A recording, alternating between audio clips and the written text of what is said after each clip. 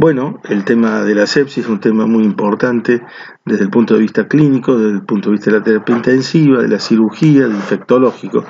Y si en el examen, chicos, le preguntan qué es la sepsis, ustedes digan que es el SIRS, o sea, el síndrome de respuesta inflamatoria sistémica, más la demostración de un foco, en este caso, si se trata de abdomen, será un foco abdominal, o será un foco ginecológico, o como sea. Entonces, el síndrome de respuesta inflamatoria sistémica más un foco.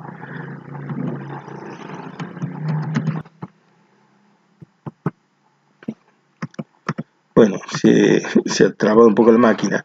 El síndrome de respuesta inflamatoria sistémica corresponde a fiebre, taquicardia, aumento de la frecuencia respiratoria, leucocitosis e hipotensión. La fiebre puede ser bien hipertermia o bien hipotermia. La frecuencia cardíaca, cuando un paciente tiene más de 110, 120, 130 de frecuencia cardíaca, bueno, algo malo le está pasando. El aumento de la frecuencia respiratoria, que generalmente no la miramos, es muy importante que la miremos y la tomemos nosotros mismos y no dejemos en manos solamente de la enfermera. La leucocitosis o la leucopenia y la hipotensión, que puede llegar a tener un cuadro de shock el paciente con una hipotensión severa. Entonces, fiebre, taquicardia, aumento de la frecuencia respiratoria y leucocitosis. Entonces, en sepsis abdominal es igual a SIRS más el foco abdominal, originado por bacterias, toxinas que asientan en la cavidad abdominal. Sepsis abdominal grave y al SIRS es igual al SIRS más un foco abdominal más fallo múltiple de órganos. Si hay fallo múltiple de órganos, hablamos de grave. Por lo tanto, sepsis abdominal grave es con fallo múltiple de órganos. A mayor tiempo entre la injuria y la intervención quirúrgica, mayor es la morbilidad y la mortalidad. Por eso, en la sepsis lo importante es la sospecha diagnóstica y hacer el tratamiento adecuado en forma inmediata, porque nos apura el tema del tiempo para que haya menor movilidad y menor mortalidad de los pacientes. El tiempo de vida en la sepsis abdominal. El modelo secuencial de Bond habla de lo que son la infección, las toxinas, los mediadores, la sepsis, el síndrome de disfunción orgánica múltiple o fallas múltiples de órganos y finalmente la muerte o la curación. Si tenemos de este lado infección y de este lado el SIRS, y bueno, podemos decir que la conjunción de ambos elementos es la sepsis. Sin embargo, hay pacientes con traumatismos, quemaduras o pancreatitis que pueden tener el SIRS pero sin infección. A posteriori, el traumatizado, el quemado o el paciente con pancreatitis, si se infecta, hará entonces una sepsis. Opsonate significa sazonar. Entonces la bacteria está sazonada por el complemento para que los receptores del macrófago puedan captar esos complementos y hacer la fagocitosis de la bacteria. Si tenemos un foco de sepsis, vamos a tener los macrófagos con los mediadores de sepsis, la vasodilatación, la liberación del complemento 3 activado, que es precisamente el que hace que se logre la fagocitosis. Vamos a tener el factor de coagulación 12 activado, vamos a tener el tromboxano TXA4 activado y así entonces se siguen produciendo todos estos fenómenos que llevan al trombo plaquetario, al trombo leucocitario. Todo esto se da simultáneamente en los tejidos, produciendo una gran cantidad de intercambios. Todo esto con situaciones como las que vamos a relatar. Por ejemplo, el lipopolisacárido actúa activando el macrófago y actúa sobre la célula endotelial. El macrófago activado produce factor de necrosis tumoral de interleuquinas y a su vez estas mismas actúan sobre la célula endotelial. En la célula endotelial está el óxido nítrico sintetasa 1 y de allí se produce el óxido nítrico y el óxido nítrico lleva a la vasodilatación. Óxido nítrico, recuerden chicos, es vasodilatación, se lo relaciona hasta con la erección del pene. Muy bien, entonces la vasodilatación.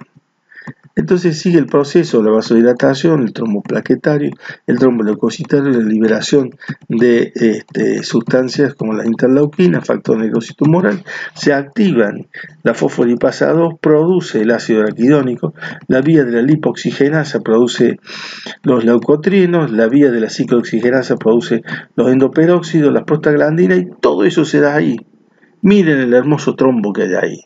Entonces, ese trombo se debe a la situación de sepsis y de necrosis que se ha producido entonces en este paciente. Pero fíjense que no solo es en ese lugar, también puede el paciente tener otros focos y puede tener otras puertas de entrada, como esas lesiones de la piel, como lo que es la sonda vesical, el tubo endotraqueal, como es lo endovenoso. Y miren esto que está acá al costadito, este tatuaje también puede ser, está relacionado, ya que esto puede ser fuente de VIH o bien fuente de hepatitis B o C. Translocación bacteriana. Esto es uno de los temas maravillosos. Es el pasaje de bacterias o toxinas a través de la pared del intestino al sistema porta, al parénquima hepático, y de allí hacen el clearance de los macrófagos fijos, y de esa manera entonces se pueden parar las bacterias en hígado, pero algunas pasan y entonces se va a la bacteriemia sistémica. La bacteriemia sistémica. Entonces, el uso de antiácidos, la sonda nasogástrica, los antibióticos y cambio de flora, el déficit de perfusión, la parálisis intestinal, todos estos elementos hacen que la barrera que es el estómago con el ácido sea, digamos, pasada por los gérmenes que vienen ascendiendo por el tubo digestivo y llevan entonces a la neumonía hospitalaria a través de las pequeñas microbroncoaspiraciones que produce la sonda nasogástrica. Microbroncoaspiraciones por sonda nasogástrica, infección respiratoria hospitalaria. Esta es una sección de intestino donde hay placas de Peyer bien claritas. Allí están las placas de Peyer, y aquí tenemos las bacterias que empiezan a traslocar. De ahí van al sistema porta, de ahí van al hígado, y del hígado pasan hacia lo sistémico, y así es que se produce la sepsis. Entonces el aparato digestivo es considerado motor de sepsis. Se produce bacteriemia, toxemia, falla múltiple de órganos, distrés respiratorio. La infección sería, para decir el concepto más sencillo, la invasión de los tejidos por los gérmenes. La ecuación de Rich. Esta ecuación nos ayuda a pensar. Cuando tenemos una infección, tenemos que saber que es directamente proporcional a la virulencia de los gérmenes, el número de gérmenes y el trauma que tenga el tejido. E inversamente proporcional al estado inmunobiológico, a la enfermedad, al estado nutricional, a la inmunidad celular y a la inmunidad humoral. Entonces hay que considerar la desnutrición como integrante de este paquete de elementos para poder definir qué pasa con nuestro paciente. Pérdida de proteína corporal, pérdida de masa corporal, deterioro de las funciones corporales. Así que entonces tenemos una desnutrición crónica, una desnutrición aguda. Los pacientes quirúrgicos generalmente tienen desnutrición aguda. Factores de riesgo, diagnóstico de foco. Este es otro enfoque de la sepsis. Los pacientes traen sus factores de riesgo que los sacamos en la anamnesis o bien en la observación del examen físico. Pero la clave está en encontrar el foco. Entonces a veces es fácil encontrar el foco y otras veces es difícil. Entonces el foco abdominal puede ser foco urinario, puede ser foco respiratorio, infección por catéter, o puede haber bacteriemia de origen desconocido. Entonces allí en el retroperitoneo, por arriba del riñón, está la glándula suprarrenal. ¿Y por qué empiezo a hablar de la glándula suprarrenal en medio de la sepsis? Y porque la glándula suprarrenal es la que nos puede salvar la vida. La glándula puede sufrir un infarto por hemorragia o estar afectada por la infección. Inclusive en los pacientes VIH hay afectación de la glándula suprarrenal por la tuberculosis. Aumenta la resistencia al cortisol durante la sepsis. La síntesis de cortisol puede ser inhibida por altos niveles de citoquinas y la producción normal puede ser insuficiente. Sería una insuficiencia relativa de la suprarrenal. Todos los efectos de los corticoides los tendríamos a través del cortisol. Por supuesto, el cortisol en la emergencia nos sirve mucho, pero el cortisol crónicamente aumentado justamente nos produce alteraciones metabólicas que pueden llevar a la diabetes y a otras cosas. Activación del macrófago. Por toxinas, fragmentos de pared bacteriana, factor de necrosis tumoral alfa, interleuquina 1, 6 y 8. El TOL receptor 2, el CD14, depresión de vasopresina y la terlipresina. todos estos nombres sirven a los fines de decir que hay intermediarios fisiopatológicos de sepsis, que siempre hay novedades, siempre hay palabras nuevas. Bueno, aquí les traje una actualización. Aparato digestivo, motor de sepsis. Bueno, también el aparato respiratorio es motor de sepsis, desde lo bioquímico a lo mecánico. Lesión bioquímica. La lesión bioquímica es la respuesta inflamatoria localizada, macrófagos alveolares, producción local de citoquinas, proinflamatoria, liberación de radicales libres y activación de macrófagos. Entonces, parte de estos leucocitos pasarán a la circulación y causarán daño en órganos distantes por su capacidad de adhesión a la superficie endotelial. Dicho de otra manera, el fenómeno local se hace sistémico a través de los leucocitos. Es uno de los tantos mecanismos.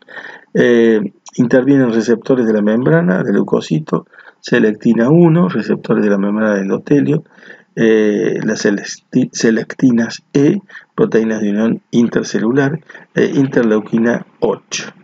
Los radicales libres, el ERO, las elastasas leucocitarias, por lo que penetran en el tejido. En el pulmón se traslocan las bacterias y sus toxinas, favorecerán respuesta inflamatoria local. En la circulación pondrán en marcha el CIR sistémico, citoquinas inflamatorias, antiinflamatorias. Lesión endotelial, alteración de la coagulación, obstrucción de la microcirculación, formación de trombos, y así tenemos entonces, ya vamos a ver cómo se altera la microcirculación pulmonar. La lesión biofísica del pulmón, tenemos un daño local, un daño intersticial y un daño alveolar. El daño intersticial se evidencia por anatomía patológica, se observan zonas de hemorragia y fibroproliferación aguda y tardía. Sobre todo esto se relaciona con el distrés respiratorio. La presión positiva intratorácica, el PIP, presión positiva final de expiración, disminuye el volumen minuto cardíaco. ¿Por qué? Porque aumentó la PIT, la presión intratorácica, y el volumen de fin de hiato del ventrículo izquierdo es menor. Al ser menor, la fracción de eyección es menor y eso disminuye el volumen minuto. Pero porque aumentamos la presión intratorácica, que puede aumentar naturalmente o puede aumentar porque le estamos poniendo PIP. La hipoperfusión, translocación de bacterias y endotoxinas en órganos distales es lo evidente. Al igual que las neumonías, y a esto se puede asociar la embolia de pulmón, además del fallo crónico que puede tener el pulmón, como ser una EPOC. No es lo mismo que el edema pulmonar no cardiogénico. Si hubiera edema pulmonar por insuficiencia cardíaca, se sumaría. Descartar que no haya insuficiencia cardíaca y que no esté dando edema pulmonar. Encharcamiento, pérdida de los compartimentos porque hay falta de proteínas, falta de poder oncótico, coloide osmótico, entonces se escapa el líquido al tercer espacio. Entonces la salida del intersticio de los componentes del plasma. Las macromoléculas se van al intersticio y compiten con lo intravascular por los líquidos. Entonces se produce el fenómeno que Carlos Lovesio llamaba monocompartimentalización. Si damos un antibiótico, su farmacodinámica no será la misma, porque no va a ser trasladado por la suficiente cantidad de elementos sanguíneos, como las proteínas, hasta el lugar donde hace falta el antibiótico. ¿Qué pasa en el alveolo? Y aquí vamos a esto hermoso y divino. Aquí tenemos células alveolares. Bueno, acá tenemos el vaso aferente. Aquí está llegando a la zona del alveolo. Aquí está pasando por el alveolo y aquí está saliendo por el vaso eferente.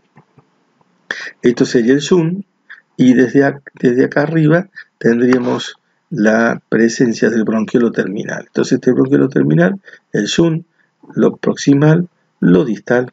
Aquí entonces la presencia del neumocito 1, neumocito 2 y esta es la membrana de intercambio. Entonces, ¿qué pasa en el distrés respiratorio? Se produce el edema en la membrana alveolo-capilar. Este edema lleva a que se produzcan trombos en la luz de la microcirculación, que serán plaquetarios, que serán leucocitarios, y se producirá entonces el shunt. El shunt hace entonces que no se produzca la hematosis. Y con eso estamos fabricando entonces una situación de hipoxia, de hipoxemia. Entonces, todos estos trombos y el aumento de shunt, a nosotros le agregamos aumento de la presión por el PIP. Entonces esto hace que teóricamente se oxigenaría más tiempo en la sangre porque está más abierto el alveolo. No obstante, aumentamos la presión torácica y esto produce el fenómeno hemodinámico que ya dijimos. Entonces aumentamos el shunt y producimos más daño al alveolo capilar. Por supuesto, dentro de ciertos términos, ya que tiene que ser muy finito el manejo de esto. Entonces, estas células también salen a la circulación general y producen daño renal, daño intestinal, daño cardíaco, y esto también se relaciona con falla múltiple de órganos. Entonces, decimos macrófago, célula endotelial, la vasodilatación, los lipopolisacáridos, el factor de necrosis tumoral, el óxido nítrico, y finalmente entonces el fenómeno de la vasodilatación, como ya lo dijimos recién. Todo esto también se da allí. Por eso, ¿qué será esta cuestión de la sepsis que es tan grave y que nos preocupa tanto? Bueno, muchas gracias, espero que sea todo con suerte y que aprueben la materia, que a fin de año estén disfrutando de las endorfinas.